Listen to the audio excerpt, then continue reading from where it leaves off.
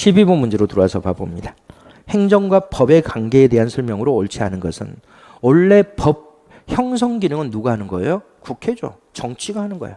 원래 정치가 법 형성 기능을 수행하고 행정은 원래 법 집행 기능을 수행하죠. 법이 정책입니다. 선생님이 늘 이야기하지만 이거를 모르면 안 돼.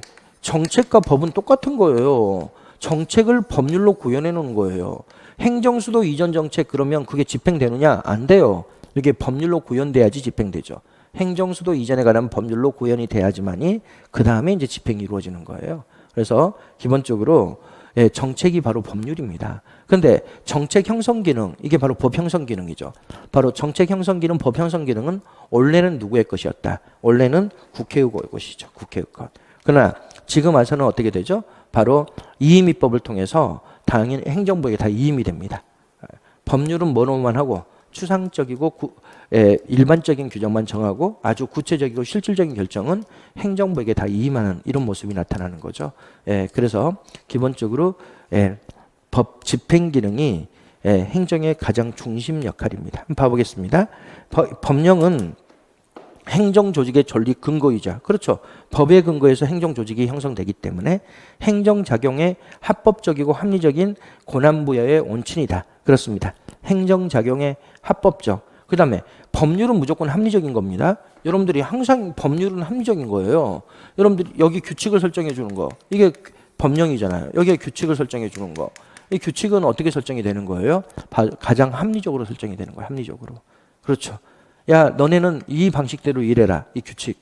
너네는 이 방식대로 일해라. 이렇게 규칙을 설정해 주는 것은 이 방식이 가장 목표 달성에 합리적이기 때문에 여기는 여기에 맞는 규칙을, 여기는 여기에 맞는 규칙을 제정해 주는 겁니다. 그래서 기본적으로 이게 규칙, 법규 이런 것들은 다 뭐야?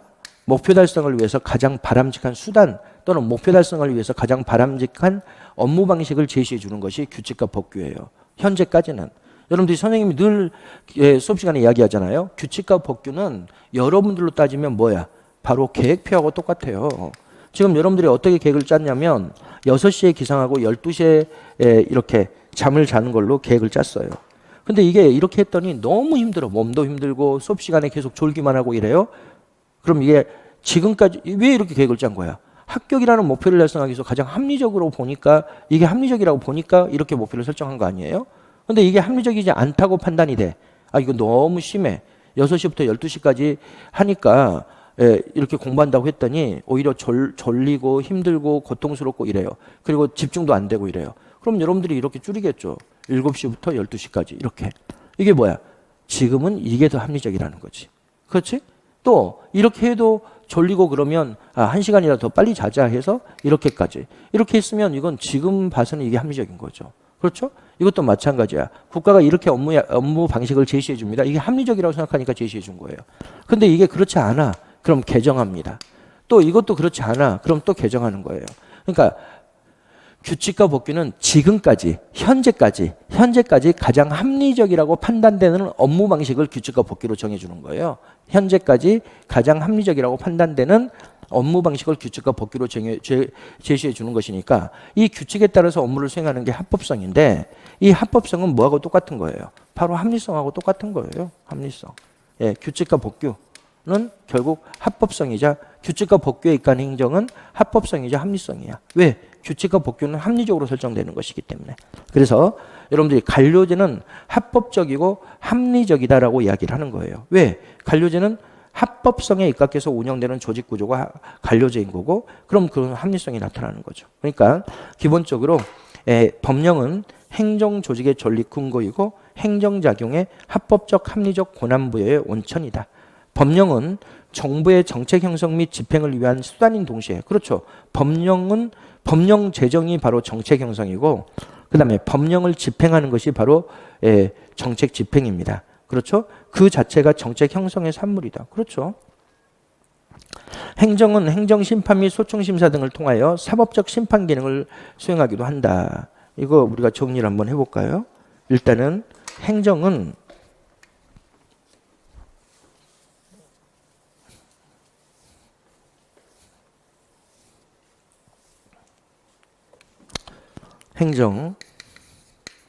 원래 행정의 본래적 기능은 집행 기능이죠. 법 집행 기능을 수행하는 거죠. 그런데 최근에 와서는 법 형성 기능도 수행해요. 왜? 이건 뭐죠? 이의미법. 이의미법을 통해서 법률에 이렇게 써져 있어. 이건 대통령령으로 정한다. 이건 국무총리령으로 정한다. 이거는 보건복지부령으로 정한다. 이런 식으로 법률에 이건 대통령령으로 정해라. 이거는 국무총리령으로 정해라. 이런 것들이 바로 뭐야? 이의미법이잖아요. 그럼 대통령령으로 정해라. 국무총리령으로 정해라. 이러면 누가 정하는 거야? 공무원이 정하는 거야. 선생님 대통령령으로 정하니까 대통령이 정하는 거 아닙니까? 국무총리령으로 정하라 그랬으니까 국무총리가 정하는 거 아닙니까? 아니에요. 공무원이 정하는 거예요. 공무원이 정하고 대통령령으로 정하라고 한 것은 대통령의 결재를 받는 거예요. 국무총리령으로 정하라고 한 것은 국무총리의 결재를 받는다 이런 뜻이에요. 그 다음에 보건복지부령으로 정하라 이렇게 돼 있는 것은 대통령이나 국무총리 결재까지 받을 필요 없다. 최종적으로 누구의 결재까지 받으면 된다. 보건복지부 장관의 결재까지 받으면 된다. 이런 뜻입니다. 그러니까 결국 이의미법을 통해서 누구에게? 공무원들에게 결정권을 넘겨주는 방식이 대통령령, 국무총리령이에요. 대통령령은 대통령이 만드는 거 아닙니다. 공무원이 만드는 겁니다. 그리고 대통령의 결재를 받는 거고 국무총리령은 국무총리가 만드는 게 아닙니다. 공무원들이 만들어내고 국무총리의 결재까지 받는다 이런 뜻입니다. 그러니까 결국 이 이의미법을 통해서 행정이 뭐까지 하게 되는 거야. 바로 이의미법을 통해서 법을 형성하기까지 하는 거죠. 그럼 행정이 사법 기능도 수행하냐? 그렇지 않아요. 행정은 사법에 준하는 기능을 수행해요. 사법 기능은 판결이에요. 판결. 행정은 절대 판결을 내릴 수가 없습니다. 행정은 뭐는 해요? 소청심사위원회도 있고 그 다음에 행정에 행정심판위원회도 있어요. 근데 이런 것들은 판결이 아니라 결정을 합니다. 여기는 뭐죠? 판결이지. 이 처분을 취소한다라고 딱 판결을 내리는 거고 판결은 사법부만 해요. 소청심사위원회나 행정심판위원회는 이 처분을 취소한다 이렇게 했다. 그럼 이것을 판결이라 하지 않고 결정이라고 이야기합니다. 결정. 그러니까 사법 기능을 수행하지는 못해요. 다만 사법과 비슷한 기능을 수행한다. 준사법적 기능. 이 준자가 들어가야지 됩니다. 준자가 안 들어가면 무조건 틀려요. 행정은 사법적 기능을 수행한다. 그럼 틀려요. 행정은 뭘 한다? 바로 사법에 준하는 기능을 수행한다. 사법에 준하는 기능. 그걸 여러분들이 알아두셔야 됩니다. 행정은 행정심판 및 소청심사 등을 통해 사법적 심판 기능을 수행하기도 한다. 그럼 틀려요. 준사법적 심판 기능을 수행하기도 한다. 사법부의 판결은 기존의 정책에 대한 사후적 판단의 성격을 띠며 그 자체가 정책 형성이다. 일단 여러분들이 여기서 두 가지를 알아야 되는데 이 사전과 사후를 구별할 수 있어야 돼. 맨날 이거 시험 문제 나오는데 사전은 뭘 의미한다? 사전과 사후를 구별하는 기준이 뭐라 그랬어요? 결정을 기준으로 하는 거예요. 결정을 기준으로. 결정을 기준으로 해서 사전, 사후를 구별해요. 그럼 사전은 뭐겠어요? 바로 결정 이전이지. 결정 이전에 하는 것을 우리가 사전, 결정 이후에 하는 것을 우리가 사후라고 이야기하는 거예요. 그럼 결정 이후가 어디입니까? 집행. 반드시 알아야 돼. 집행이 사후적인 거예요. 집행, 그 다음에 평가. 이게 사후죠. 여러분들이 평가가 사후라는 건 다 알아요. 근데 이것도 알아야 돼. 집행이 바로 사후에 해당한다는 것을 반드시 알고 있어야 돼요. 집행이. 그럼 소송은 언제 걸려요? 집행 과정에서 걸리는 거죠. 결정만으로는 소송이 절대 걸릴 수가 없어요. 뭐다? 집행을 통해 가지고 국민의 권리가 침해됐을 때 소송에 걸리는 거야. 권리가 침해됐을 때. 집행 과정에서 집행을 통해서 국민의 권리가 침해됐을 때 소송에 걸리기 때문에 당연히 사법은 사후적이에요. 사법은 반드시 사후적일 수밖에 없어요.